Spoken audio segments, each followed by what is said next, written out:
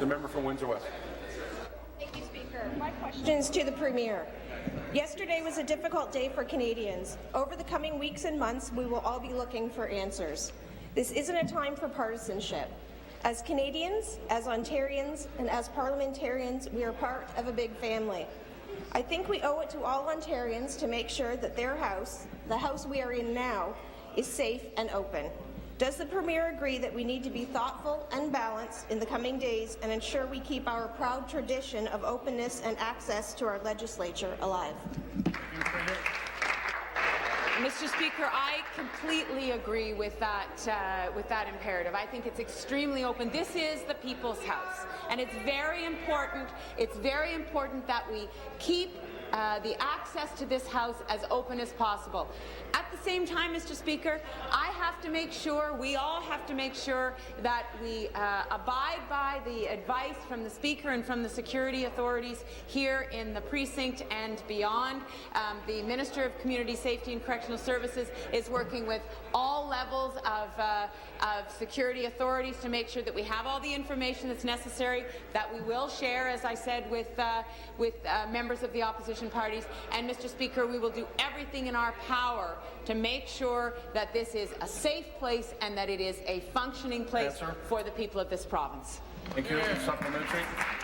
Thank you, Speaker. As an MPP, I am proud to walk the halls of Queen's Park and see everyone from locals to visitors from across the globe visiting our legislature. Of course, we need the legislative precinct to be safe. I believe that people from every corner of our province should feel welcome to come to our legislature, whether it's to see question period, visit their MPP, or see the beautiful art on the wall. This place belongs to Ontarians. Does the Premier commit to supporting that tradition, that this legislature belongs to Ontarians, and that we need to ensure they feel safe and welcome at all times? Minister of Community Safety and Correctional Services. Minister of Community Safety and Correctional Services. Thank you very much, Speaker, and I thank the member opposite for the question. First of all, Speaker, I want to pay my condolences and respect to the family and friends of Corporal Nathan Cirillo. The tragic incident that took place yesterday in Ottawa was in the heart of my community, the community of Ottawa Centre that I have a great privilege of representing.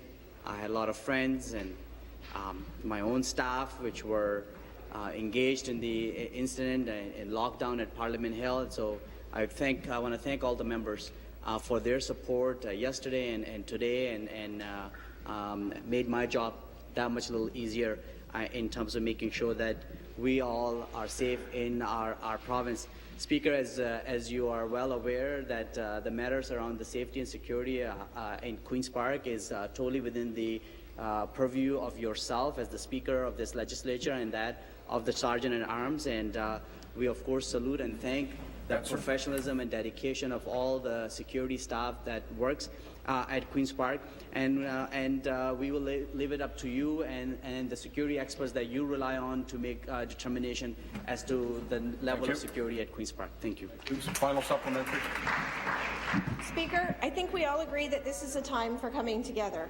I want to take a moment on behalf of our caucus to thank our Sergeant at Arms and our team of professional Legislative Assembly security. Does the Premier agree that our security protocols will need to be guided by facts and ensure we proceed rationally and calmly? Minister. Speaker, again, thanks to the member for the question.